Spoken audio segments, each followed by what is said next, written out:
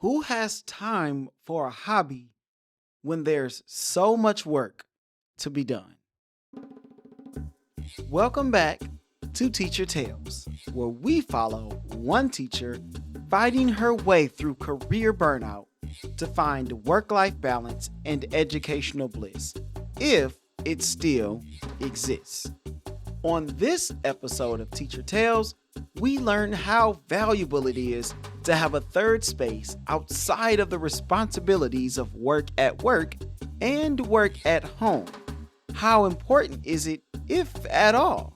But first, another tale from your favorite teacher.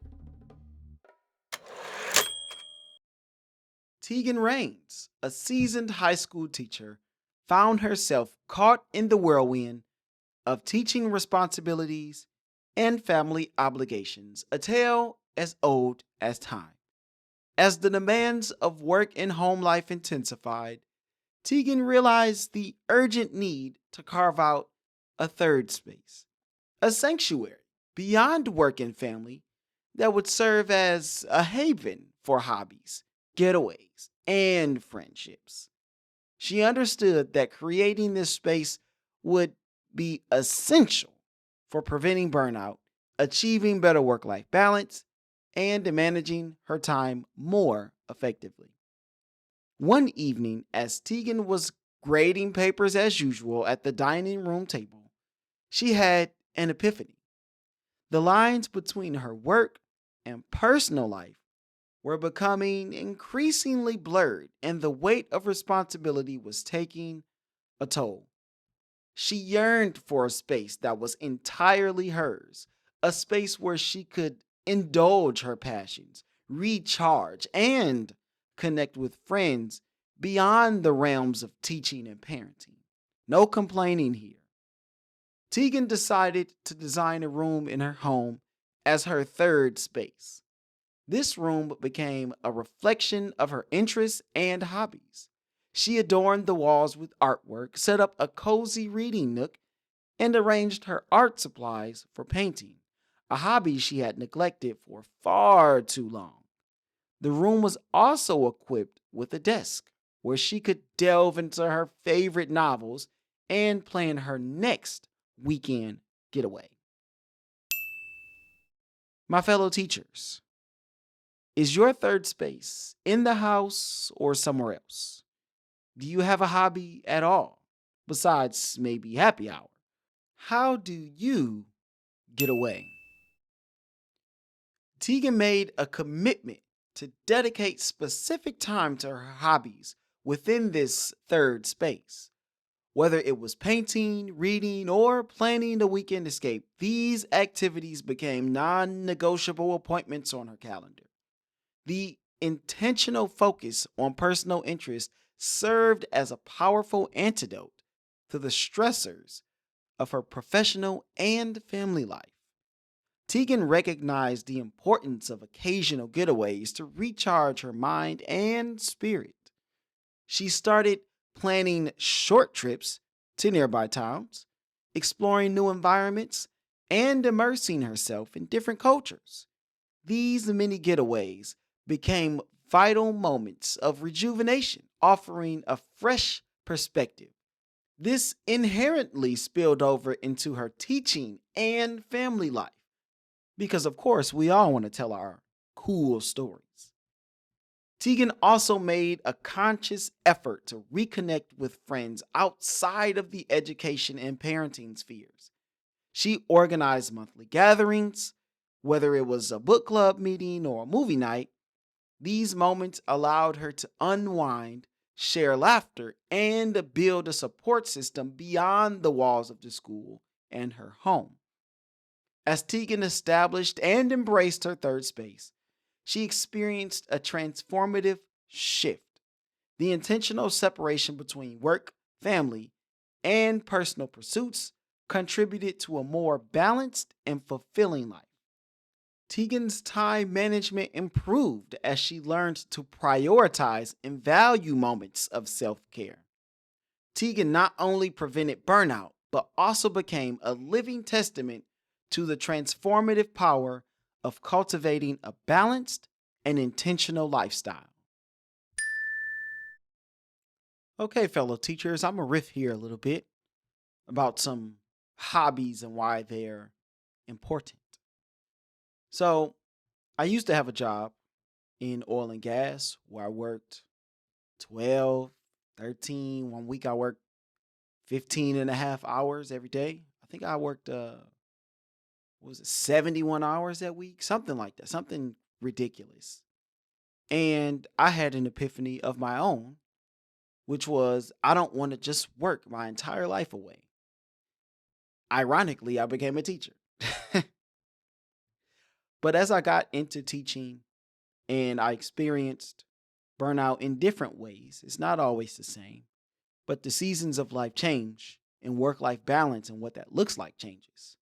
So when I was a coach, I didn't have a ton of third space time, but as my desire to coach dissipated, waned, if you will, and I began to have other interests, it was a little bit easier to carve out this third space time. But even when I was coaching, even when I had a lot on my plate, one of the things that I liked to do, and this was before my son was born, is I would wake up 30 minutes early and I would practice playing my guitar. It was one of those things that was challenging and fun and kind of something that you could show off all at the same time if you got good at it, which I was getting there. I have all these guitars in my studio and I do pick them up from time to time, but much less often than before. I'll get back to it though. Another thing that I really love to do is I love to play softball on Friday nights. Shout out to the free agents. We have a ton of fun, and it's something that I do outside of my family and obviously my work, but it keeps me physically active, which is a very, very important thing to do, especially when you have a job where you're working inside and there's not much movement going on. A lot of teachers are in their classroom the entire day, at their desk most of the time, at least half of the time. You can only stand up and talk for so long. And then there's some walking around, but you're kind of in this sedentary lifestyle because you're not doing a job that is physically active, unless you coach a sport, of course. But it was important to me to stay active. And another thing that I like to do is work out. Shout out to my workout partner. We typically work out after school. Whatever it is that you're doing, whether it's artsy or athletic or even just reading, you've got to find a space to get away from your responsibilities. Now, you can't spend too much time in that space, right? Because we still have to get things done, but we need that time to decompress. We need that time to get away because the mental energy that it takes to be in a classroom every day. I don't know how many students every one of you have, but I have about 160, maybe 170 kids. And that doesn't even count the amount of teachers that I interact with, the other students that are not in my classroom that just like to pop up, and the people that we talk to in the hallway and duty stations and tardy stations. There's so much interaction that even for an extrovert like me, the mental battery just drains. The social battery just drains, right? I at least have to get to a point where I can recharge, I can just relax, right? I don't have to be on. And I've talked about that in many of my other episodes, but we all have to have a third space where we can just decompress. So it's important to recognize your burnout indicators. I talked about this with a couple of different teachers. Shout out to Andrew. That episode will be out at some point. But we talked about the indicators. So in this story with Teagan, she reflects and she has that epiphany where she recognizes, like, dang, the lines between my work life and my personal life are getting blurred because I always bring my work home. So understanding these things and realizing that this is not good, she made a change like we all need to do.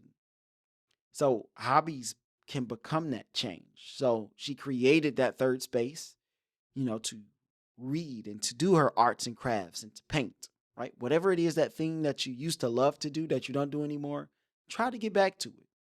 Recognize when you need to unplug. The next thing is it creates better time management because you go, dang, you know what? Friday nights for me is softball night. So I got to make sure that I schedule accordingly when I'm going to do what. And that even means scheduling my graduate school time into my life so that I'm not at the end of Sunday night, 11:59, trying to get work turned in, which happens. Sometimes we're just like the kids that we tell not to procrastinate. Yeah, what can we say? We don't want to do the things that we don't want to do. But ultimately, this will help with time management because you have scheduled that fun time in, so you don't want to have to take away from it. So you're better with the time that you have to do work. And then this helps us to nurture those friendships that keep us balanced. You see, a lot of times, the successful people that really just put their head to the plow and just worked and worked and worked. Mamba mentality, right? I heard Shannon Sharp talk about, man, I wish I could have got to, maybe a few of those parties. You know, it's important to take some time, even if you're unbalanced, right? As unhealthy as that can be sometimes, at least take a little bit of time and have some fun, a little bit of time and nurture those relationships. Because what fun is it to get to the top and have nobody there with you? No one there to share in the experience because you completely sacrificed it all to make it to where you want to be. So, actively nurturing friendships beyond work and family reinforces that dedication to achieving a well rounded work life balance. These connections contribute to our emotional resilience and happiness ultimately whenever we get to the place that we want to be. So, in summary, this story illustrates how Teagan made a conscious effort to recognize those burnout signals and make some changes that ultimately helped to manage her time effectively because she didn't want to give up her painting time and her reading nook. She made sure she managed her time outside of fun so that she could have fun. And lastly, she established the work-life balance through the intentional practice of her personal pursuits to contribute to her overall well-being as a teacher. And that is something that we all can strive for, as difficult as it may be. As the seasons change, hopefully we can find just a little bit more work-life balance. So that is our episode for today. Of course, I will have someone else on to talk about these things in detail. I believe it will be Miss Heath. But until next time, keep teaching, keep learning, and I will see you all on the next journey.